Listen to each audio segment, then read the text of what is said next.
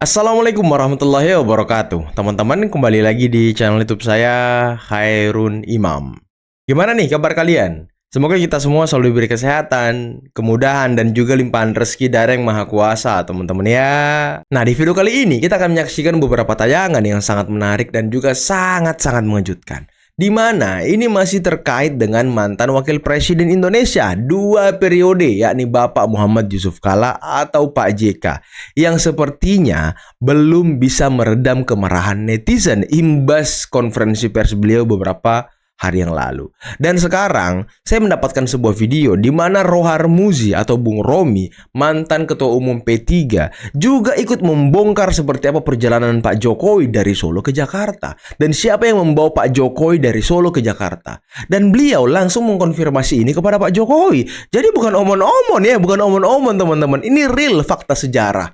Dan lagi ada kader Banteng, kader senior Banteng, kader sepuh Banteng yang juga ikut membongkar seperti apa perilaku Pak JK dan juga Anies serta geng-gengan Pak JK saat menjadi wakil presiden Pak Jokowi pada periode 2014 sampai 2019. Dan ini sangat menarik teman-teman. Waduh. Pak JK sepertinya semakin dikuliti netizen ya. Nah, terakhir kita akan menyaksikan bagaimana salah satu tersangka klaster kedua, yakni Tifa, sepertinya sedang berusaha untuk ngemis kepada Kejaksaan Tinggi DKI Jakarta agar menghentikan kasus ijazah Pak Jokowi ataupun dugaan pencemaran nama baik terhadap Pak Jokowi, yang dimana sepertinya ini sebentar lagi sidang dan mereka ini mulai ketar-ketir teman-teman. Makanya ngemis-ngemis lagi gitu ya kan. Karena kemarin ketika mereka demo di DPR dicuekin, menyurat di DPR dicuekin. Sekarang sudah mau P21, mereka sudah mau dipenjara. Makanya ngemis-ngemis minta dihentikan. Waduh, sebelum kita mulai jangan lupa like, subscribe, dan share.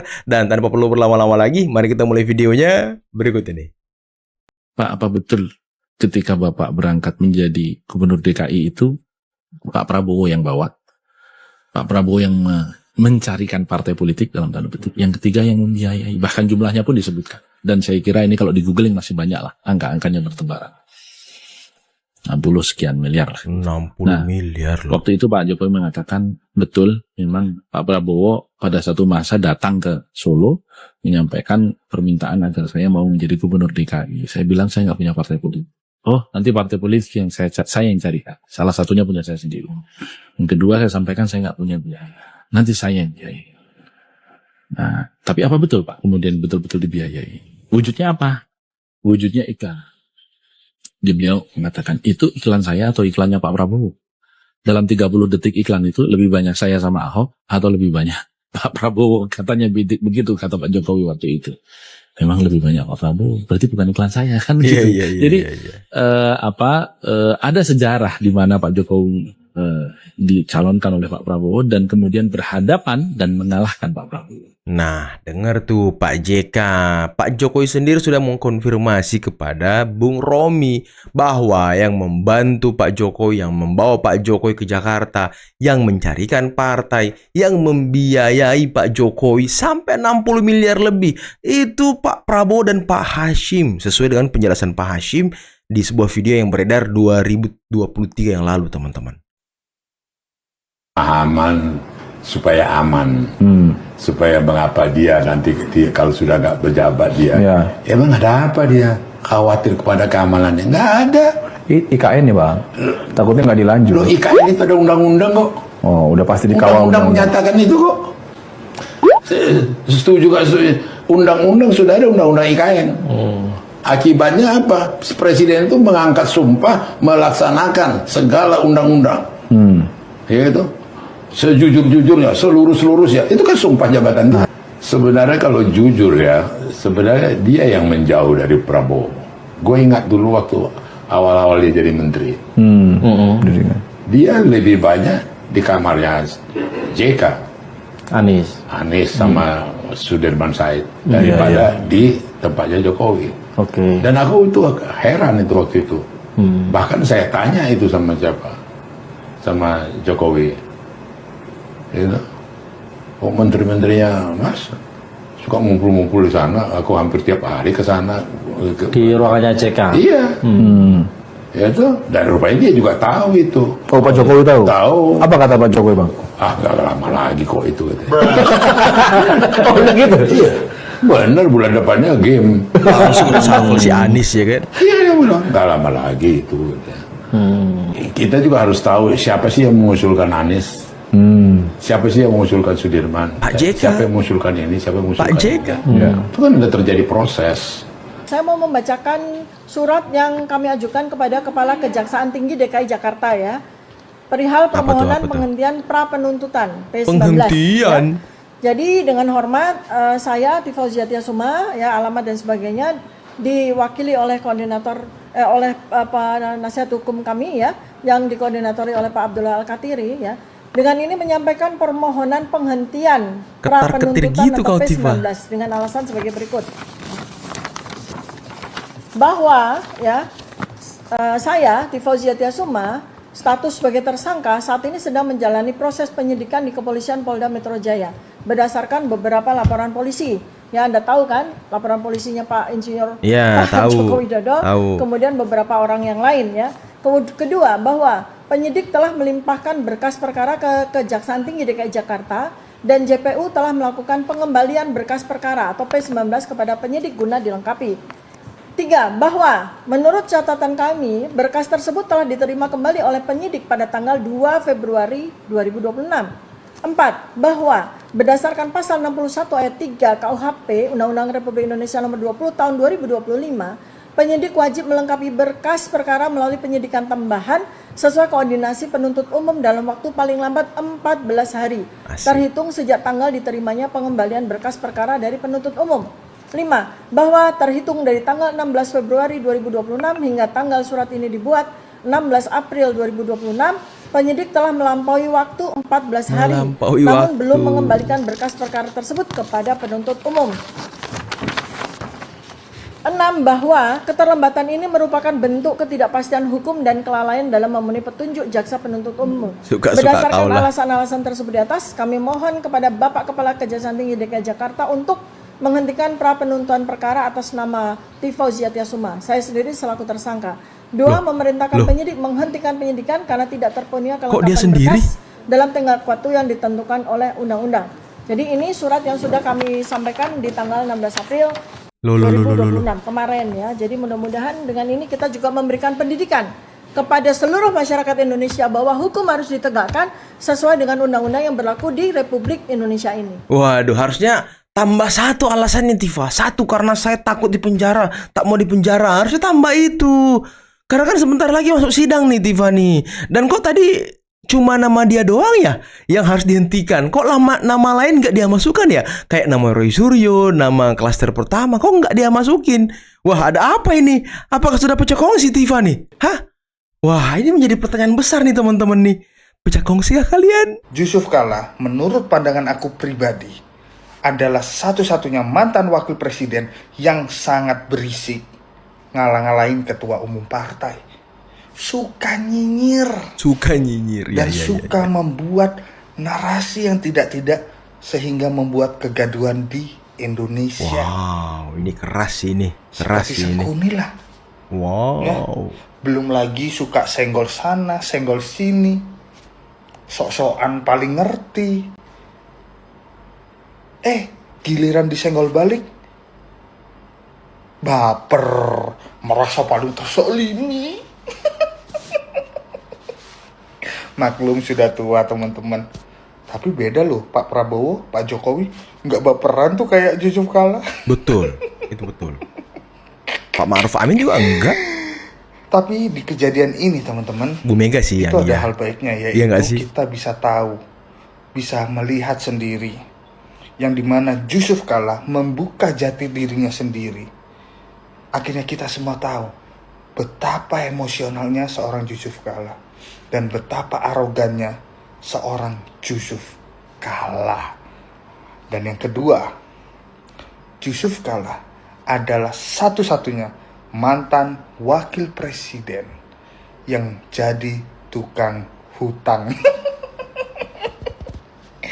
Punya hutang 30 triliun di bank milik negara. Wow, ngeri. Bayangin kita rakyat biasa aja mau pinjam duit ke bank itu susahnya minta ampun. Ternyata dipakai semua sama perusahaannya Yusuf Kalla. Ngeri. Wow. Ngeri. Udahlah, Benarkah seperti itu? sabar. Wow. Menurut kalian, Yusuf Kala seperti apa? Tulis di kolom komentar. Wah, ini ngeri sih ini. Pak Yusuf Kala tampaknya sangat emosional ya. Artinya gini, kalau kita nggak mau dicubit orang, ya kita jangan nyubit orang gitu ya. Artinya pertama mungkin karena emosional, karena tekanan, Pak JK juga dilaporkan, kemudian berita-berita yang mungkin yang maksud dia tidak menyangka akan sedahsyat ini, sehingga Pak JK ini dengan temperamen sehingga sikap kenegarawannya itu udah agak terganggu gitu, karena dia emosi gitu. Contoh kalimat yang disampaikan oleh Pak JK bahwa kalau dia nggak ada, nggak mungkin Pak Jokowi jadi presiden. Bahkan dialah yang membawa Pak Jokowi dari Solo. Nah, artinya karena beliau Pak Jokowi itu jadi gubernur, kira-kira seperti itu. Nah, kalau sikap dari seorang negarawan itu tidak boleh seperti itu. Karena demokrasi itu bukan karena individual atau perorangan. Sekalipun Ibu Megawati ketua partai PDIP pengusung Pak Jokowi juga tidak boleh berucap seperti itu gitu. Dan tidak boleh merasa bahwa dia adalah orang yang punya andil dan Pak Jokowi berterima kasih. Justru kita melihat Pak Jokowi waktu menjadi gubernur, wali kota maupun presiden, kepada seluruh partai politik, kepada seluruh masyarakat Indonesia, kepada seluruh senior, pendiri bangsa, pendiri negara, dia mengucapkan terima kasih kepada Allah Subhanahu wa Ta'ala gitu. Jadi jangan kalimat-kalimat sepotong karena Pak Jokowi pernah mengucapkan terima kasih kepada Pak JK, sehingga itu merupakan bukti atau rekam jejak bahwa Pak Jokowi berhutang budi kepada ya.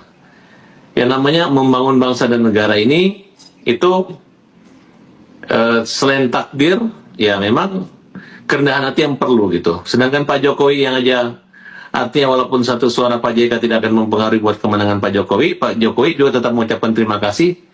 Pak JK jangan juga merasa satu suara dia atau komunikasi politik kebetulan waktu itu yang mungkin sebagai ketua Golkar atau tokoh Golkar atau bahkan sebagai calon wakil presiden di periode pertama Pak Jokowi tidak boleh merasa emosional seperti itu. Kemudian dengan menggunakan kalimat-kalimat termul gitu. Ya itu nggak Kalau pantas pengertian sih. termul itu kan Itu nggak pantas. bahasanya itu ternak Mulyono. Ya, mereka menggambarkan kalimat-kalimat yang memang menyepelekan, melecehkan gitu. Artinya saya melihat tidak ada perbedaan antara Roy Suryo maupun para anti Pak Jokowi yang bersifat atau berkata berucap seperti itu terhadap baik Pak Jokowi maupun para pendukung-pendukungnya, para termul gitu. Nah jadi sedangkan saya sebagai pembela atau relawan terdepan Pak Jokowi itu yang sudah melakukan satu komunikasi dan rapat besar untuk melakukan somasi besar serta melakukan gerakan melawan Pak Yusuf Kala. Waktu menghadap ke Solo, ya Pak Ketua RJ, itu pesan dari Pak Jokowi adalah tidak boleh menyerang atau mensomasi Pak Yusuf Kala. Ya, jadi surat-surat yang sudah kita konsepkan untuk mensomasi baik pendukung Pak Yusuf Kala maupun orang-orang dekat mereka yang terafiliasi dengan grup kaitannya dengan Roy Suryo dan lain sebagainya itu, ya artinya orang-orang dari Sulawesi itu tidak disomasi. Kita hanya fokus pada bagaimana Roy Suryo bisa jadi duduk di kursi pesakitan di meja hijau nanti. Itu aja fokusnya. Karena disitulah forum yang terpenting. Tanpa perlu atau Pak Yusuf Kala meminta Pak Jokowi memperlihatkan ijazah, itu tidak perlu lagi Pak.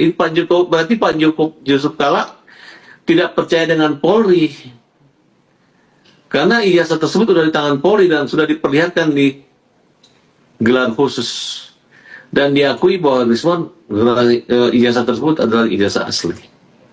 Ya. Secara tidak langsung, Pak JK terjebak dengan pusaran kisru ijazah ini.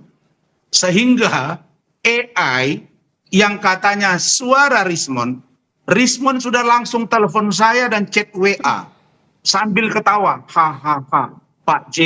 kasihan Pak JK, AI dipercaya. Pak JK melapor, itu produk AI. Kalau dilaporkan, bukan Rismonnya, tapi akunnya. Videonya, Perkara nanti ada suara betul. itu suara Rismon atau tidak, itu nanti urusan proses di kepolisian. Nah itu, jadi Pak JK ini kejebak. Setelah itu, Pak JK keluar. Dia tidak bicara masalah saudara Rismon secara utuh, tapi bicara tentang ijazah Pak Jokowi. Nah sekarang pertanyaannya, Pak Jokowi ini untuk apa dipinta oleh Pak JK menunjukkan ijazah? Hari ini sudah berlangsung namanya due process of law. Ijazah itu akan diperlihatkan. Sekarang bukan lagi ranah apalagi amar konstitusi seluruh rakyat Indonesia. Saya ini rakyat Indonesia. Saya demi Allah, demi Rasulullah berangkat ke pematang siantar. Penyanyi saja masih cinta dengan seorang Joko Widodo. Saya berangkat ke Solo, setiap hari lebih dari 100 orang datang ke rumah Pak Joko Widodo. Tidak ada yang mengarahkan itu. Tapi Bang Rasman, jangan bawa nama Indonesia seluruh Indonesia. Saya Dengar tuh, keberatan Kosinudin. dengan pernyataan itu. Dengar Bang kau, Rasman, Din. tapi tadi Anda bilang Pak JK terjebak di pusaran ijazah Pak Jokowi. Emang terjebak kenapa? Siapa yang ngejebak? Iya, maksud saya dia terbawa dalam pusaran sehingga dia menganggap bahwa ijazah ini bisa diselesaikan dengan ditunjukkan. Ini kan coba ingat ya, coba ingat. Pak Jokowi itu melapor April. Ya, sebelum April ini yang namanya Roy sudah kemana-mana, nantangin, laporin. Roy Rismon Tifa yang paling dapat. Bahkan berangkat ke kuburan. Apa urusannya? Penelitian ke kuburan. Nah sekarang Rismon membuka itu bahwa saya keliru, saya salah menilai. Ternyata ijazah Pak Jokowi asli. Saya minta maaf. Itu yang dia lakukan. Jadi Jokowi sebagai bukunya Gibran Endgame itu tidak sah dan tidak layak diedarkan di Indonesia. Oke. Kalau gitu, makasih Bang Ahmad Kozinudin, Bang Rasman Nasution sudah berbagi bersama kami. Nanti kita nantikan aja ke depannya. Pak Prabowo kalau tidak taat seperti ini, turun. Kenapa tidak dirubah aja sekarang? Mungkin belum ada kekuatan yang mendukung. Once dia mendapatkan kekuatan itu, saya khawatir dia akan membuat konstitusi kita dirubah kembali kepada konstitusi yang tidak demokratis. Itu ancaman serius buat saya. Nah, oleh karena itu saya ingin menghentikan itu. Pak Prabowo kalau tidak taat seperti ini, turun. Lihat, mereka memang menjadikan demokrasi sebagai agama dan tidak boleh ditaati demokrasi versi mereka itu. Jadi kalau misalnya kita berbantah-bantahan dengan mereka, mereka pun akan menganggap ini ancaman terhadap demokrasi. Saya ingin menjelaskan begini. Demokrasi itu menjamin kebebasan berpendapat, iya. Tapi tidak ada demokrasi yang menjamin kebebasan berpendapat tanpa disertai tanggung jawab. Karena kalau kebebasan berpendapat tanpa disertai tanggung jawab, itu akan jadi anarki. Justru demokrasi itu akan jadi sistem yang membunuh dirinya sendiri. Jadi sebagai mekanisme bunuh diri sebuah bangsa, kalau tidak disertai dengan tanggung jawab. Anda kan nggak mungkin bisa berteriak ada bom di bandara atau di dalam pesawat. Walaupun Anda tidak bawa bom. Bahkan mungkin Anda tidak punya kemampuan untuk beli bom, tidak punya kemampuan untuk merakit bom, tapi kalau Anda berteriak ada bom, atau saya bilang saya bawa bom di bandara, Anda pasti ditangkap. Anda pasti diturunkan dari pesawat, dan Anda nggak bisa bilang itu atas nama kebebasan berpendapat. Anda nggak bisa lempar bom sembunyi tangan. Walaupun Anda bilang, ini kan belum sampai ngelempar bom, ini kan bomnya belum sampai meledak. Saya hanya berpendapat, dan pendapat ini dilindungi konstitusi, Anda kan nggak bisa bilang kayak gitu. Dan orang-orang ini sekarang lagi ngomong kayak gitu. Ini kan bukan makar, ini kan kebebasan berpendapat. Saya tidak makar kok, saya tidak menggulingkan pemerintah. Padahal mereka lupa bahwa untuk menjamin kestabilan sebuah negara, menjamin ketenangan sebuah negara, menjamin jalannya program-program sebuah pemerintahan, kan kita butuh dengan tertib sosial. Dan berkali-kali saya bilang, orang-orang yang menjadi pejuang demokrasi ini menghapus sebuah hal yang paling penting dalam keberlangsungan sebuah negara. Dalam keberlangsungan sebuah negara, ini kan ditulis juga oleh Huntington, ditulis oleh banyak para political scientist. Yang paling penting itu bukan demokrasi untuk keberlangsungan sebuah negara. Yang paling penting itu adalah apakah sebuah pemerintahan bisa efektif atau tidak. Dan pemerintahan itu hanya bisa efektif kalau ada social order. Kalau ada tertib sosial. Jadi, nggak ada itu demokrasi sebagai syarat keberlangsungan sebuah negara. Syarat keberlangsungan sebuah negara adalah pemerintahnya bisa efektif. Di dalam negara itu ada tertib sosial apa enggak? Kalau negara itu menganut demokrasi, demokrasinya menerapkan kebebasan yang bertanggung jawab atau tidak.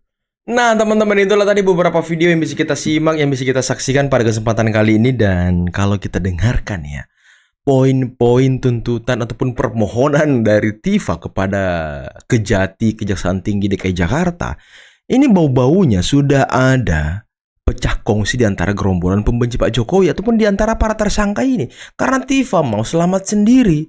Ya, dan lagi ya, kalau kita lihat, Tifa ini sudah tidak pernah gabung dengan Roy Suryo, dengan tersangka klaster pertama. Kenapa saya bilang begitu? Nah, coba kalian perhatikan. Kalau mereka ini wajib lapor di hari Kamis, Tifa itu tidak pernah gabung sama mereka. Refli juga tidak pernah gabung. Terakhir kan yang 2 atau 3 minggu belakangan ini yang mendampingi Roy Suryo, yang mendampingi klaster pertama. Di situ ada Rizal Fadila, Rustam Effendi, dan juga Kurnia. Itu yang mendampingi Abdul Ghafur dan juga Khosinuddin. Bukan Refli. Dan Tifa juga tidak ada. Wah, kenapa ini? Apakah sudah ada pecah-pecah kongsi? Karena Tifa sendiri mau lolos sendiri, teman-teman. Ya, walaupun dia tidak minta RJ, tidak minta maaf kepada Pak Jokowi, tapi dia mengambil jalur lain gitu ya kan. Mengambil jalur di kejaksaan. Dan ini sebenarnya sih ya oke-oke aja. Cuman pembacaan dan penafsiran kita kan ya si Tifa ngemis kepada kejaksaan. Mungkin isu mengenai Tifa di Solo beberapa waktu yang lalu, pasca lebaran apa sebelum lebaran gitu ya kan. 5 hari di Solo meminta RJ kepada Pak Jokowi, ingin ketemu Pak Jokowi. Tapi Pak Jokowi yang nggak mau. Nah, bisa saja itu benar.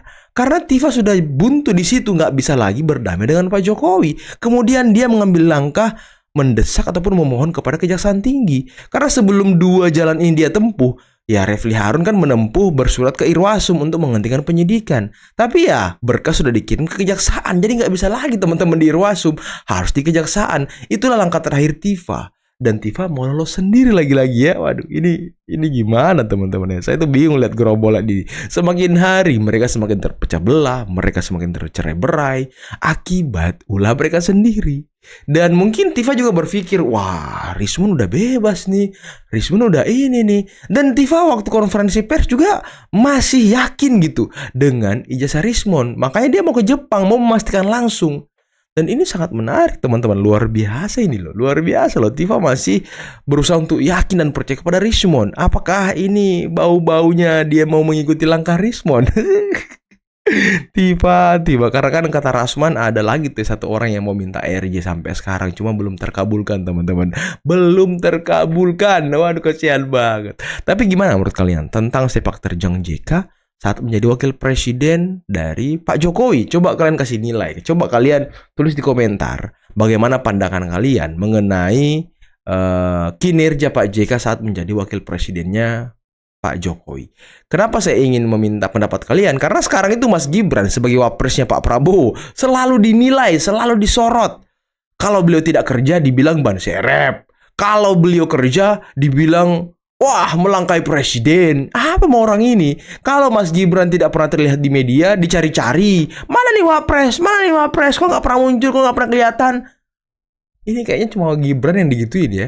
Wapres-wapres lain perasaan nggak pernah digituin teman-teman. Aduh, oke lah. Mungkin cukup sekian dulu video kali ini. Jangan lupa like, subscribe, dan share videonya. Akhir kata, billahi taufiq wal hidayah. Assalamualaikum warahmatullahi wabarakatuh. Bye-bye.